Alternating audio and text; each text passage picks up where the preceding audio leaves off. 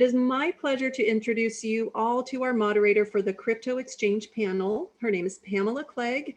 Pamela is the Director of Financial Investigation and Education at CipherTrace. She is also a key advisor on the ATII Advisory Council. And a special thank you to CipherTrace for generously gifting us use of this webinar platform today, as well as their webinar guru, Mr. Julio. Thank you so much. So Pamela, thank you for moderating the Crypto Exchange panel today. I would love to turn it over to you now. You are so welcome. I'm so pleased to be here with you guys. And I do want to give a special shout out to Julio, who's on the West Coast. So he got up extra early to kick off this the summit this morning with you guys. But that's just expected from Julio. He's a machine. He just does all that kind of stuff. And I just want to note also, I would pay good money to see Cathanic dance. So if we can put that music back on at the end. I'll get right on that. I can see the heads moving now. Thanks you guys and welcome. We are going to talk about really cryptocurrency exchanges and what we're doing at those exchanges to combat human trafficking and CSAM. If we could just do a really quick introduction with our panelists today, I will go ahead and start with John since I think he's unmuted and just give us a really brief introduction, let everybody know who you are. Hi, my name is John Cathanic. I am Vice President of Global Intelligence for Coinbase, and that's it. Yeah. Thanks. Anna? Hey, sorry, forgot to unmute. Hi, everyone.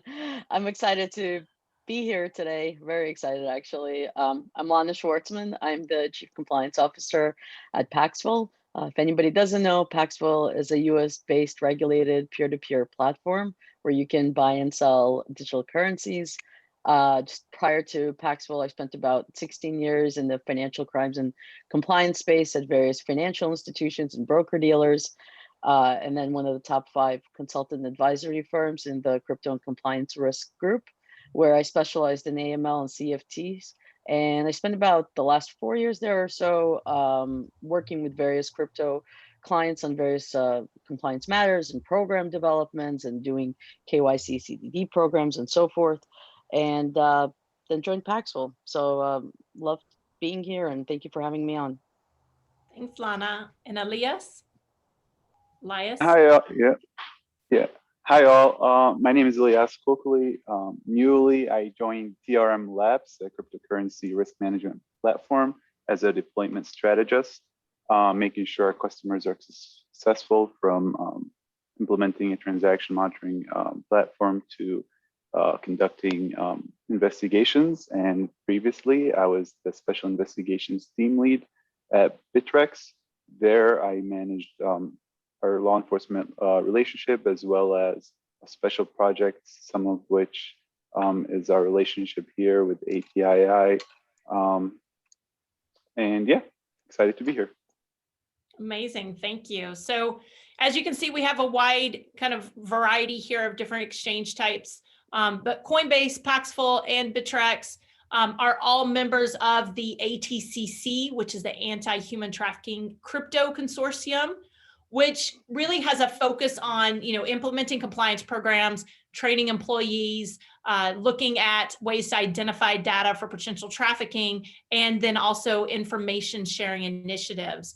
So in the vein of ATCC and what we are all really doing here, I would like to start with just a discussion about what is it that you are doing as far as compliance program and training your employees at your respective exchanges, or at your previous exchanges, and in identifying signs, identifying those red flags. Thank you, ATII, for having those red flags on your website, right? That's one of the great sources that, one of the great resources that we have there. But what are you doing in particular to identify those red flags and to implement those into your compliance programs? I'll start with John. Yeah, good question. So I think, my team is very fortunate in that we work proactively with law enforcement. So we get a lot of tips and, for example, the Welcome to Video case came out. They reached out to us to get transaction information, find out about the people that are actually paying into the system. So a lot of our stuff comes from, law enforcement, other banks, other folks in the crypto space, which we really appreciate.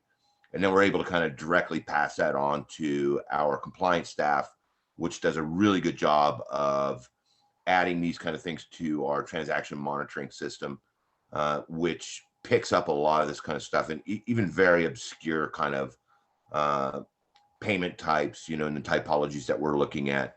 I think we're also lucky in that we have a lot of folks from different financial institutions, different types of financial institutions, such as Western Union, that was able to, you know, and we use a lot of typologies that kind of make sense to them, you know, as a money service business.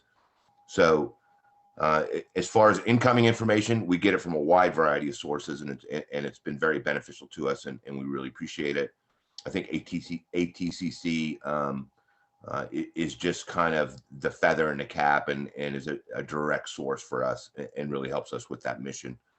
And then we're able to disseminate that very quickly across our platform, and then use it to look for bad actors within our system. Great, thank you. Lana, I'll ask you the same. Yeah, also, you know, it's a great question. And, you know, similar to John, aside from working with law enforcement and, you know, obviously hand in hand getting tips from them, I think kind of part of our training program is having that internal training for key members and being very active in the ATCC. Additionally, we're in the process of rolling out a firm-wide anti-human trafficking training as part of our annual AML and Sanctions global program. I would say also that while we have conversations to stay on the front line, we're also exploring to use customer data of identified CSAM transactions and build various machine learning models on the behavioral patterns and ways of identifying these potential bad actors. And to hit upon red flags, we have been working internally and also with some help from ATII, going back to the machine learning algorithms and using various child exploitation keywords to scan various trade chats and offer terms for any of these CSAM keywords, which I think is one of the, you know, forefront things that we can do. And if any are found, then compliance would be alerted and obviously would be investigated. And then just, is there, I don't know, did you want me to speak about any kind of potential red flag typologies or? Sure, yeah. Yeah, I you know, from the top of my head, I'd probably say, you know, most common typologies would be account owners or any other PI that we would have that would be associated with any open source information that's out there on human trafficking, right? It's you know, using your database from ATII, it's amazing what we can find just based on a name alone, right, for these potential bad actors. Additionally, probably transactions, you know, crypto transactions from or withdrawn to any crypto addresses that are linked or tied to CSAM are most likely also tied to human trafficking. So that would be an indicator, and we're kind of blessed with the members in the ATII and the various blockchain analytics companies that are kind of working together also to act fast as soon as they have any open source information on that. So that's another way that we're notified. If an account is abandoned and there's a balance on them and they don't want to provide any supporting documents or any EDDs to us, that would be a red flag. And then just your basic, you know, if somebody's changing their email all the time, their phone number all the time, or their profile, you know, they have too many 2FA resets, and, you know, those would be just kind of glaring red flags that would warrant further looking into the accounts. Awesome, thanks. Elias, can you elaborate on some of those red flags in your time at Bittrex and then also in your current role? What are some of the red flags that definitely stand out, or you maybe noticed a few of those red flags occurred more often than not? I should probably unmute myself. So yeah, for sure. But one thing I wanted to highlight to what was Lana saying. So one of the from the data set that we received from ATII, I thought was very helpful is the emails that we were used to we took, and we were able to basically run against our systems. So for any accounts that use the email address, with us that was a flag, we used it. Then we were able to take action. But regarding some of the flags, it's basically what I used to look for is account like creation dates. So how, like, when was the account created, and then I would compare it to the account activity, right? So if an account was created and they only had one deposit, one withdrawal, and then was left alone and nothing was used, that's a flag to me. Also, if there was any chain hopping, so we receive a deposit from Bitcoin and they trade it for XMR or Ethereum, and to us that's a flag, as well as like looking at the timing when those transactions happened. Also, I would look at the user's overall profile as well. So if they did one deposit, one withdrawal, and their KYC information doesn't make sense, or reach out and their source of funds to us, it doesn't seem like they're providing a sufficient answer.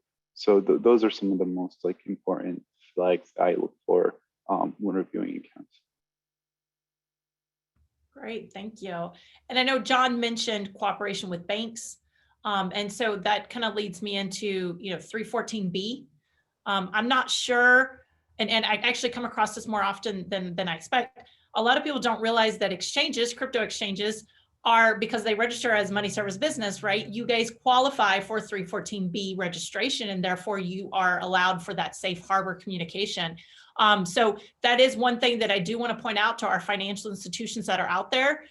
Reach out to your exchanges. I know Coinbase, Paxful, right? You guys are within the 314B. I think Bittrex was also registered, right?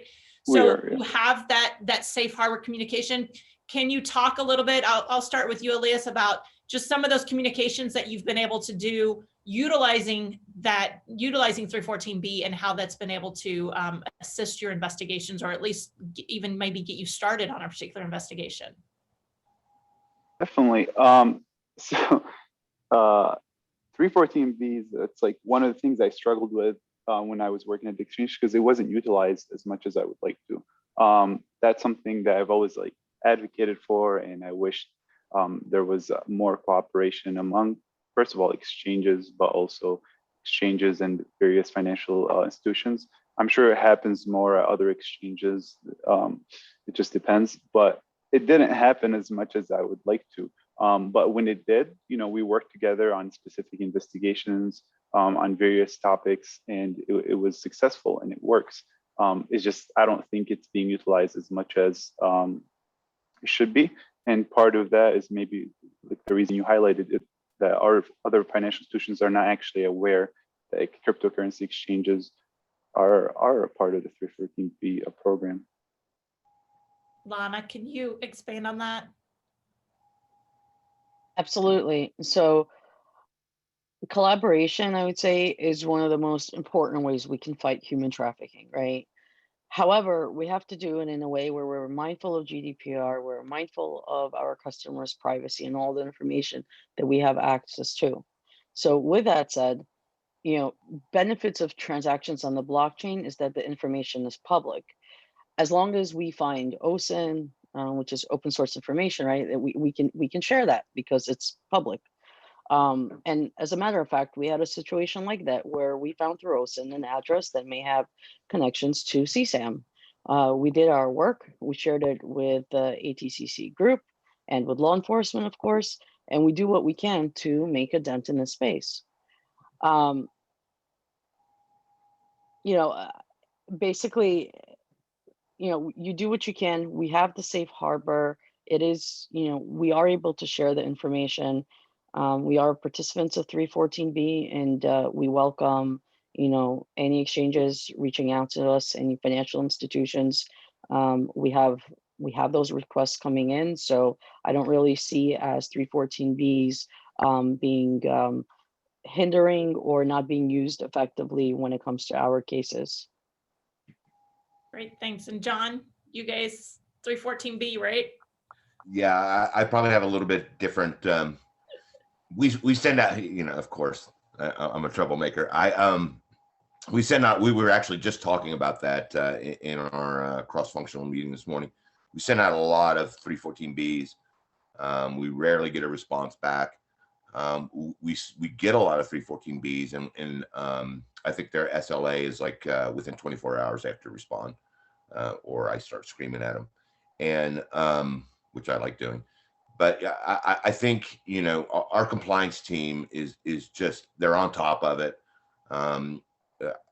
I asked the banks, you know, if we send you a 314B, it's because some of these folks that are much smarter than I'll ever be have found something that they are very interested in.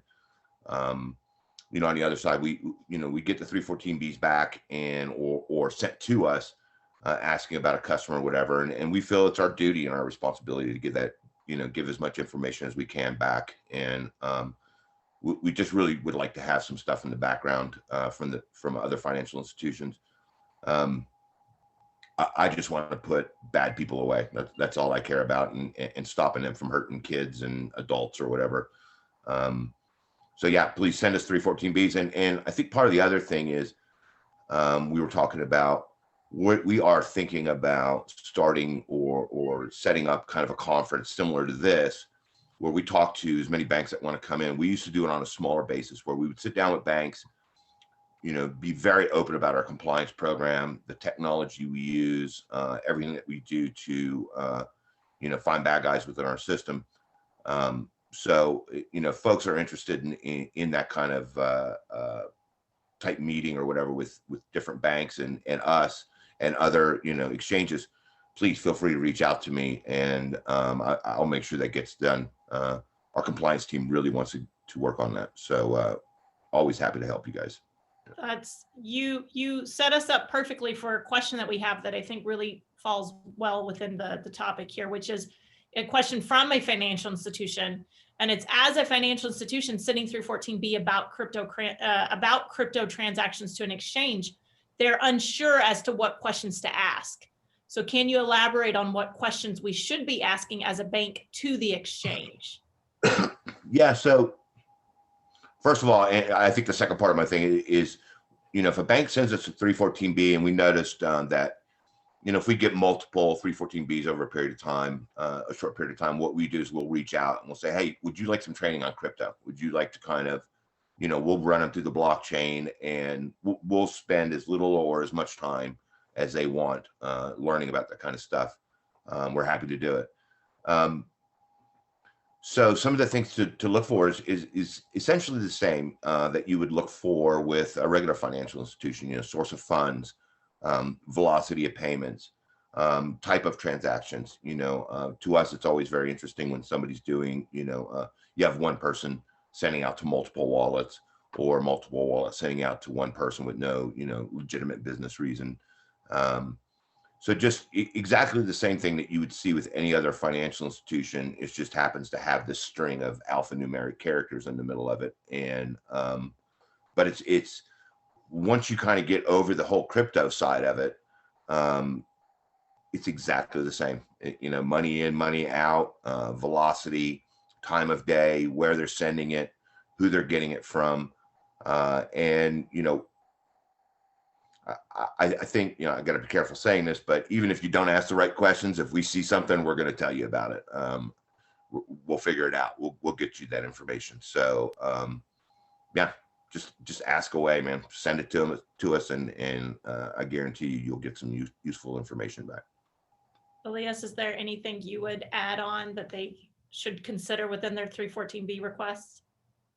No, I definitely agree with John. I think a lot of people hesitate because they worry about they're asking the wrong questions or they're writing the wrong information. But like John said, we're always willing to work with them and collaborate and, you know, assist them with whatever they need. So even if they send the wrong stuff, if we know what they're looking for, we're able to assist them, we can do that. But yeah, like asking for the normal stuff, you know, transaction activity, volume, what type of account it is, right? If it's the transaction, it's going back to corporate, retail account,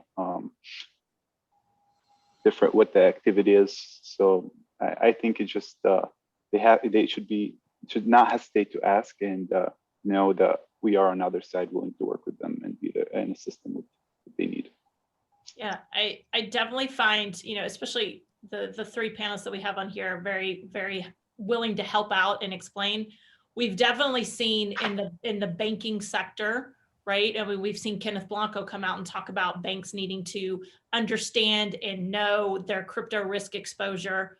And this has definitely been an area of growth within the banking sector, just understanding crypto in general and how that intersects with your particular financial institution, right? So it is a learning curve for banks. So if you don't know the right questions to ask, it's a great time to figure out what those are, right? And when you have a bunch of contacts right here that are willing to help you and identify that information that could be of use for you. In that same vein, I have a question about Coinbase being regulated as an MSB or a bank. Is there something specifically just as a crypto exchange? So within the United States, exchanges to include Paxful, Bittrex, Coinbase are required to register as money service business with FinCEN. So then they do fall under those regulations. You guys, I'll go to you, Lana, on as far as your regulatory requirements, especially in light of human trafficking or CSAM, as far as filing your SARS and that activity that takes place as well that's required by MSBs. I apologize. Can you repeat the question? Sorry about Sorry. our requirements as an MSB, right, for Yes. reporting the suspicious activity, something, whenever, human trafficking is identified, whether maybe you identify it first, and then how does that get reported back? Absolutely. So we 100% have requirements to file SARS. There is a human trafficking event box on our SARS for anybody that doesn't know in the from the banking side of our audience. So absolutely, we do our investigations, we file our SARS, we contact as needed, law enforcement, our partners, and we do what we can to make a dent in this space. Great, thanks. John, do you want to add to anything on your reporting? I know you talked a little bit about your law enforcement cooperation there as well. Yeah, so obviously, as a we're licensed, I believe, in 49 states, or I think only Hawaii right now is the only state that doesn't license crypto. But yeah, we're highly regulated. We've got great connections with everybody within the government, and I just kind of point out, to me, it's really interesting that we get inquiries sometimes where Fred and Brian, the founders of Coinbase, were the original SAR filers of this company. And I don't know many other companies where the CEO and president of the company are the ones that are actually sitting down and filing SARs because they feel it's a duty. We definitely feel that. And I think our compliance department, it's, I think, the largest organization within Coinbase, and I cannot tell you how proud I am of those guys. They are just, the amount of information they're able to provide very quickly in the SARs. To be honest with you, the only thing that I feel we lack is, and we've talked to Ken Blanco about this many times, is that 1 megabyte ability of the file. I mean, when you file a SAR, we attach documents to it, and they say, well, you're allowed 1 megabyte, which was good back in like 1991, but it's not so good now. And we have a ton of information, and we will give it to law enforcement when they ask for it, which they often do. We're very proud to work with federal law enforcement, state, everybody. Speaking of human trafficking, it's not exactly human trafficking, but there was a gal that was missing in Tennessee for about 2 years. They reached out to me. They were like, hey, we heard a rumor that this guy was, into crypto. Can you take a look? And within 30 minutes, I had an address for them to go and kick the door in on. They've been looking for this girl for 2 years, and, within 30 minutes, they're able to kind of go, from Tennessee to Washington State and go after this guy. And we've got a phenomenal amount of money investigated in our system, and the technology that we use, that we build in, I'm not sure if people realize it, but with Coinbase, we're primarily an engineering company. That we kind of consider ourselves that more than than almost a financial institution. And we've got some just amazing stuff that we've built in house that reviews transactions and stuff. So we definitely file SARs because we know how helpful they are to law enforcement. We know how that system's managed and how it's able to help them out. So yeah, it's very important, and we definitely do that. That's amazing. So using your example there that you just talked about, the case in Tennessee, the missing girl, obviously you had that address because Coinbase does KYC, right? So when we talk about know your customer, we talk about requirements, additional requirements that are there for MSBs that need to comply with those regulatory requirements. I do have an additional question that kind of feeds into this and will help to answer the question. And I'm going to give it to Elias here, which the question was, can the panel talk about the perception of crypto being anonymous and how this is dealt with by their investigation teams? So I think the KYC feeds into that, pseudonymous, de-anonymizing part of cryptocurrency there. Yeah.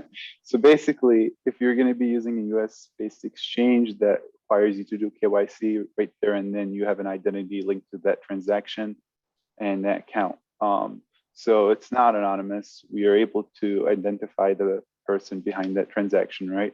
And all of us here require KYC. So nobody's transacting on our exchange without an identity behind that account. So yeah, to that, that's my answer. And I'll just add on, if you don't mind. I always find those questions humorous a little bit, because in this day and age, anybody that thinks that it's anonymous, it's kind of hashtag fake news, so to speak, right? Exactly. And I would say not only US based regulated exchanges, Paxful has a global presence. We are US based, but we also work with a lot of global exchanges, right, that have the same standards throughout. And at one point or another, potential bad actors want to convert their bad activity into fiat. And somewhere along this journey, we know who you are. We will use 314B to find you if we don't know who you are. And all of these other tools that we have at our disposals that traditional fiat doesn't have, where we could very quickly also get this information about you and really follow your funds and know where your transactions are going and what you're doing with that. It's definitely not anonymous, and it shouldn't be, if I was a bad actor, not a choice of way I would use to do bad activities with, because it's so easily traceable. Like use cash instead. Do something else. My big pitch is that I would always rather investigate cryptocurrency transactions than cash transactions, right?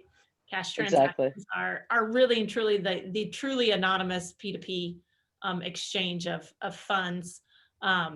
So that's yes, absolutely. Transparency, I think, is a key factor in cryptocurrency. And even without KYC, you still would label those cryptocurrencies as pseudonymous, vice anonymous, right? Even without the application of KYC on top of there. If I can stay with you here. Oh, go ahead, John. Yeah.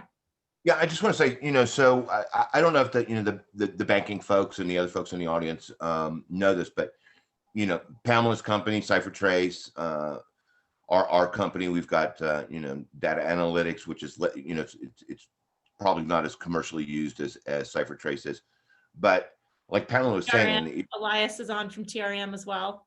Oh, I'm sorry, yeah.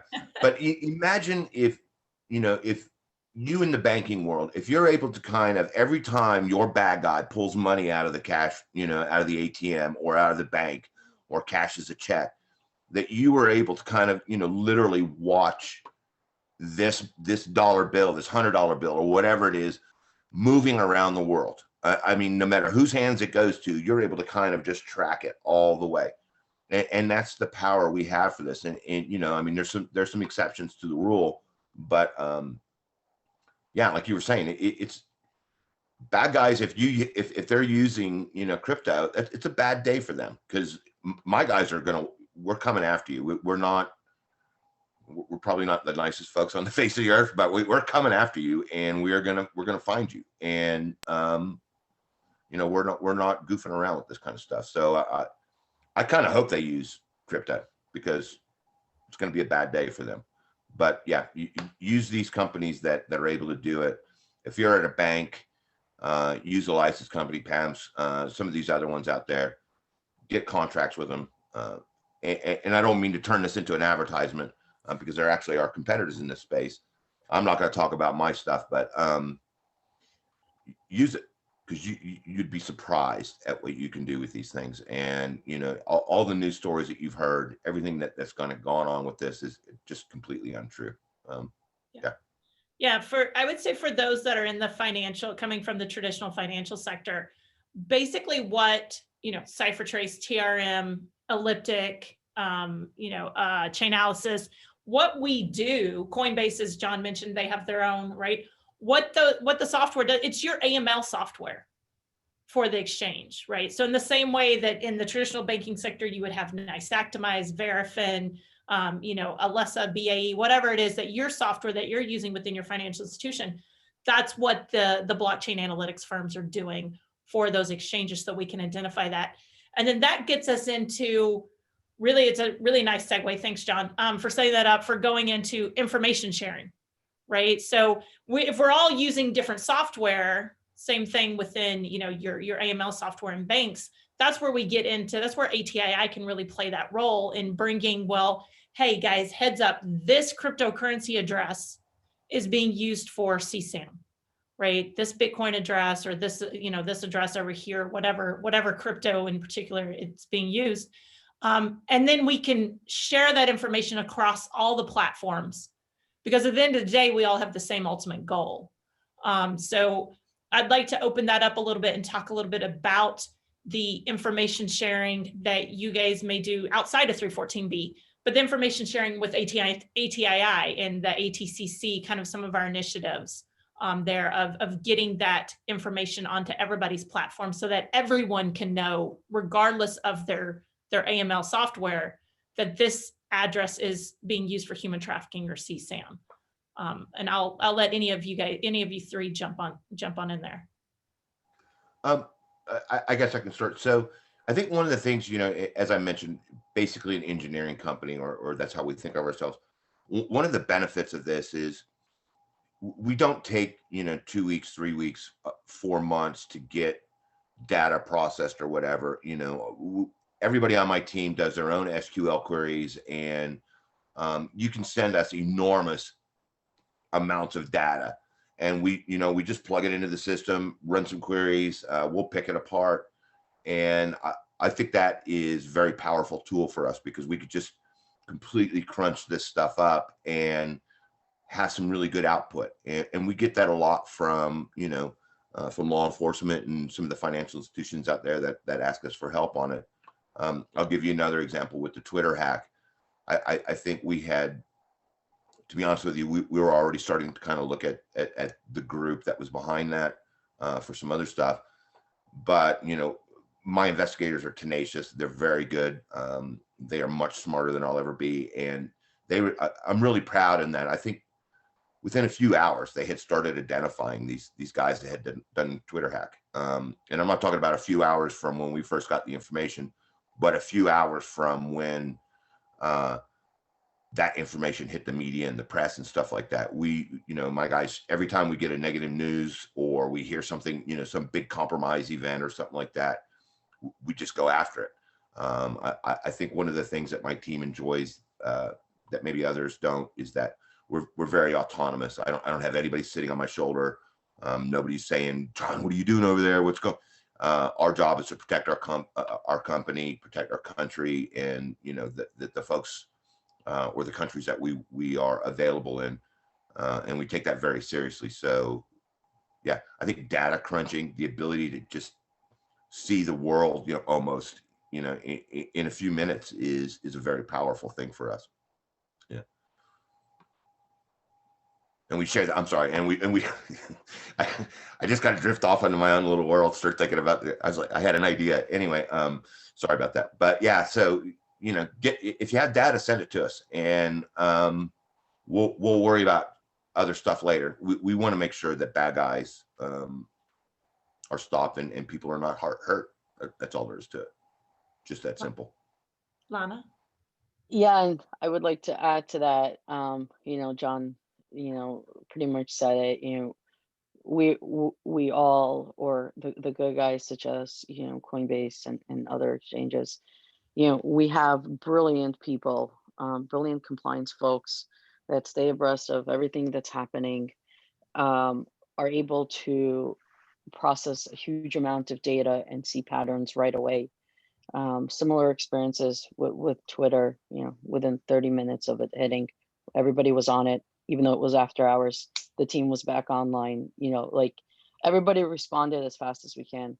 The only thing that I would add essentially is once we have this information, and this is what's so different by being part of ATCC, and I think like the members actively have to remember to do that, is go put it afterwards and share it with our members, right? Again, we can't share certain information for obvious reasons, but anything that is public knowledge should be shared and should be collaborated on very fast, and that's kind of how we worked with a different organization, for example, in the Twitter Act with the CDA. It was collaborating with that industry within a matter of minutes, having everything organized, everybody working together, and what the cases, the bad actors were identified within, I think, 14 days.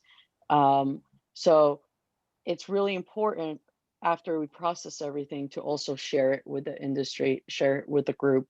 Some of us have been more active than others doing that, and I think we need to kind of continue carrying that message forward. Yeah. I'd say, Elias and I both are cooperating in this, it's a ransomware task force, right?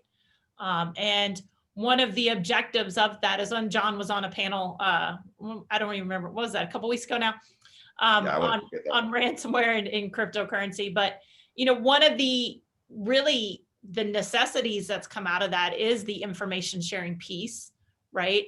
And if we're going to require everyone to do their due diligence into ransomware before they pay the ransomware to ensure that it's not a sanctioned organization or it's not going to be a sanctioned group that they're sending this ransomware payment to, then we have to give the consumers and we have to give the private sector that information to be able to make those informed decisions. So I don't know, Elias, if you want to draw comparisons between ransomware information sharing and then also within human trafficking and CSAM. I mean, do you see that as, especially, right, TRM, CipherTrace, right? We're both getting our own separate attribution out there at the same time. And it is a competitive industry, but I think we've both made that decision to, competitiveness aside, this is information sharing and we need to share this attribution amongst all of us so that we can get that to our customers. Yeah, definitely. And like you said, at the end of the day, like these are topics that we all agree that are important and we want to fight. So take the competitive side, like let's work together, right? Now, that part of us coming together and working together, that's like the difficult aspect, but that's now that we have like organizations like ATII, where they're basically doing that proactive collaboration, right? And most important aspect here is kind of pushing these organizations to continue working together and kind of always proactively feeding each other information, because we're all, we have, we're receiving information from a lot of similar entities, but as well, we're also everybody's doing their own thing, right? And there's a lot of stuff out there that's also, and I'm not saying, you have to share everything. There's a lot of stuff that we can't, but things that we are able to, right? We should always collaborate on it and make it a priority in the compliance procedures and program that, okay, this is a topic or this is a investigation that is important and we have to work on it together and collaborate with each other. I think that's like the most effective way, either if it's for CSAM or if it's for ransomware, whatever it might be. We just have to make sure that we have organizations like ATII that are always doing that proactive collaboration with each other. Yeah, I think that's definitely key. I always like to describe attribution as an artful science, right? There's definitely science behind it, but it's also an art, right? What things we pick up, what things others pick up. And so it's the artful science that takes place. For sure. I'm going to jump to some of the questions over here. One of the questions here was for Lana, and I think this can apply to, because almost all of you guys have operated outside the US, not just within the US. So the question was, US Patriot Act 314B is enforced in the US, but how does your company collaborate with other financial institutions in Europe? And I would tack on law enforcement as well in Europe, for example, knowing Paxful has an office in Estonia, they said. So how does the sharing of information take place, considering the privacy laws, which you mentioned GDPR there? Yeah, sure. So the Estonia office that we have, it's just from an operational standpoint, we are a US company, and we ask for international law enforcement to submit all formal requests for information using the MLAT process. And same thing goes, for any exchanges that reach out to us. We're happy to get on the phone, but we ultimately direct them to get in touch with their law enforcement and kind of go through that route. It takes a little bit longer, but we've had much success with that. MLAT, Mutual Legal Assistance Treaty, for those of you guys. Yes, sorry. That's okay. Yes. John, do you guys follow a similar process for overseas requests? Yeah, so I've got one of my main teams is over in the UK. They're all former Scotland Yard guys, and so a lot of it's just kind of direct, DPA intelligence type documents. They have a little bit different rules over there, which I kind of like. Yeah, so just to kind of be a little bit delicate about it. It's bad guys are working together. They're talking to each other. Once we've kind of confirmed that somebody's bad. The important part is getting the information to the right people. We've insisted on some MLATs a couple times when the requester that was sending directly to me or to my guys in the UK were a little bit shady or whatever. I won't mention who these folks are, but people who we were not comfortable just working with their processes. So we said, hey, go through the State Department. But for everybody else, they send either directly to my team in the US at subpoenas at coinbase.com or to international subpoenas at coinbase.com in the UK. And right now, we've got worldwide coverage. We will soon have an office up and running in Japan, and they will, be taking part of all the Asia stuff. We're already helping Asia, but we'll have somebody directly there to be doing that. So yeah. Yeah, and I would like to commend both Coinbase, Paxful, and Elias, when you were at Bittrex, the speed in which subpoenas are responded to in the crypto world.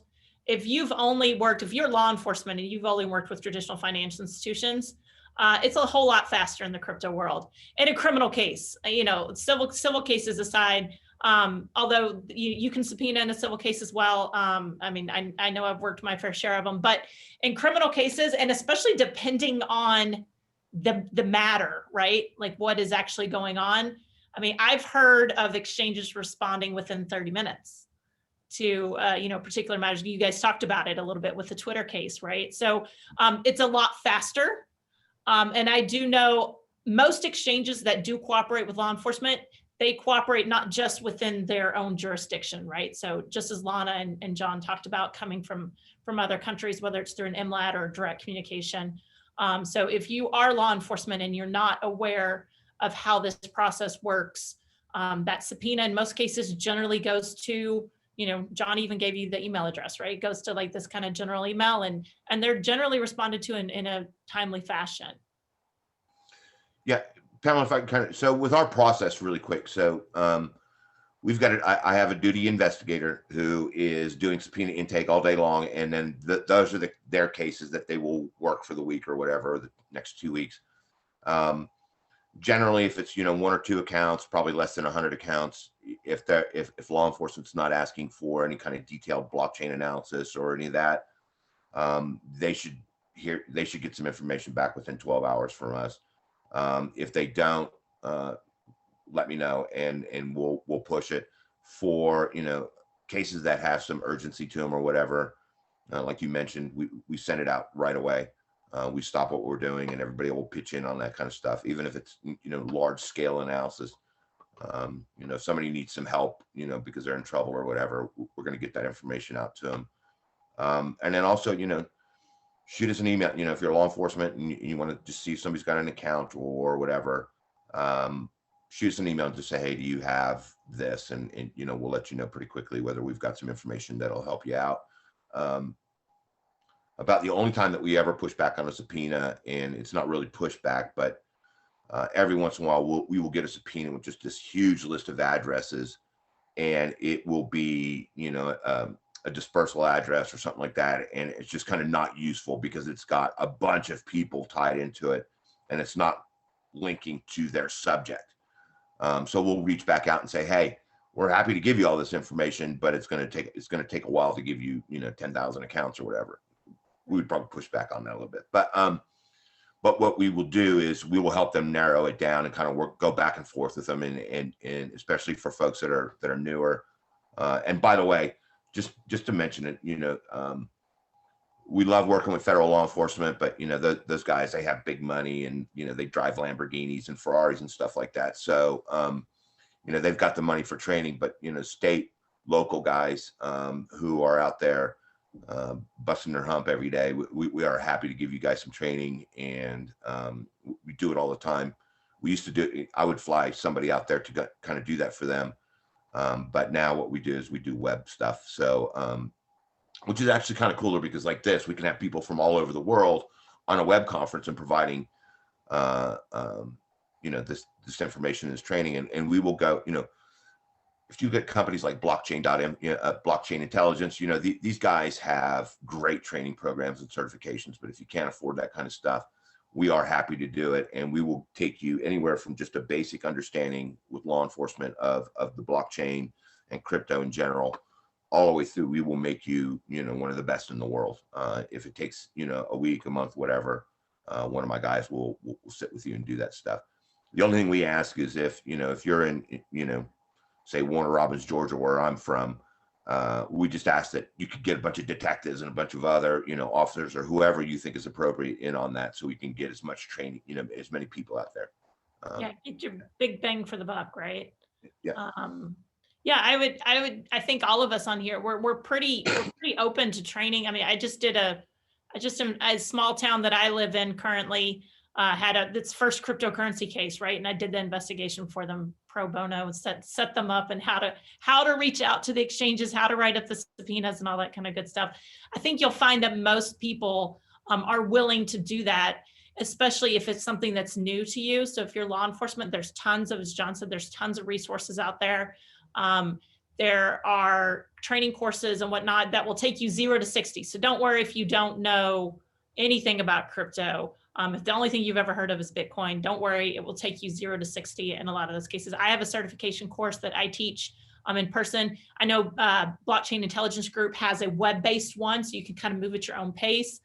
So there's lots of different options out there for you guys. Elias, did you want to add? I thought maybe you looked like you wanted to jump in and add a little bit there on law enforcement. Yeah, I mean, like, I definitely agree with a lot of the stuff that John said. We basically, our job is to, be as helpful as we can to law enforcement. So we wanted to give back the response as soon as possible. And a lot of times, they provide the wrong information, or it could be wrong. We will reach out and say, okay, I think this is what you're looking for. Is this true? Could you please confirm? And if they, we're willing to, hop on a call, explain to them, if they don't understand, and kind of work with them. I've received many requests, like John said, where it's just a bunch of addresses, and then we're like, all right, there's something seems to be wrong here. So we'll reach out, and it's like, all right, what are you exactly looking for? And it turns out instead of 6,000 addresses, they actually are looking at 4, right? So, we're happy to do it. We're willing to work with them. And, it's part of this thing. It's just creating that relationship with law enforcement, kind of recognizing who the requests are coming from, having that kind of personal relationship. So they're able to come to us and say, okay, this is urgent, and, we can work with them. At the same time, it just creates that comfort level, and, it makes the things a little bit easier. So we're happy to work with everyone, and we, yeah. Thank you. So I have a question here about considering the ability of crypto to move across borders. Are you concerned about regulatory arbitrage, i.e. criminals using offshore exchanges and institutions? And are there measures you would recommend in this respect? So this comes up regardless of the topic, right? Just with any type of illicit use with crypto, not just specific to human trafficking or CSAM. So you guys, who would like to jump in and take that one? I have my own opinions, but I'll let you guys. I figured John. Yeah, this is a topic that this kind of greatly angers me. We consider it an honor to help law enforcement and our financial partners out there, but there are exchanges out there, and they have, unfortunately, the benefit of being in countries that are, and they're not being forced, and they're still doing business here in the United States. No matter what anybody says, they are still doing business here in the United States, and they're doing bad business. And one, it's, just to be frank and honest with you, it's an unfair competitive advantage. We spend millions and millions of dollars being compliant every year, and when you have other companies that are at the top who are, they're making billions of dollars and they're not complying with U.S. law, it drives me absolutely nuts. So the regulatory arbitrage, it is a big deal. It is a big problem. And if you look at a lot of the, I'm not going to call any exchanges out specifically like I did last time, because I got in a little trouble for that. But if you look at these exchanges, a lot of bad traffic going to them. And every time we see it, I promise you, we are reaching out to somebody and we're saying, look at it, stop this. What's going on with this? And we're happy to, because we're proud of crypto. We're proud to be in this space. We're very proud of our company and our country. And if we find it, we see it, we're going to do it. But it's probably the most dangerous part of crypto right now, I think. Lana. Yeah, I can add to that. I've always been a proponent of saying, and I've spoken at other panels, similar message, crypto's without borders, right? Like, it's borderless, it goes everywhere, and our controls have to be effective enough to catch that. And of course, there will be regulatory arbitrage for all of the reasons, we're discussing here, and many more obvious ones. But if you have mitigating controls to catch that activity and potential bad actors, if also with the use of, blockchain companies such as CipherTrace and others, we know where that money could be going to which exchanges in, say certain high risk countries or jurisdictional areas. And we can put proper controls in place to stop the crypto from going where it's, to the bad places, basically. So I think that's really important and key in kind of fighting against, maybe we could say, the regulatory arbitrage that comes across, but it's borderless, just similarly as human trafficking is. So, yeah.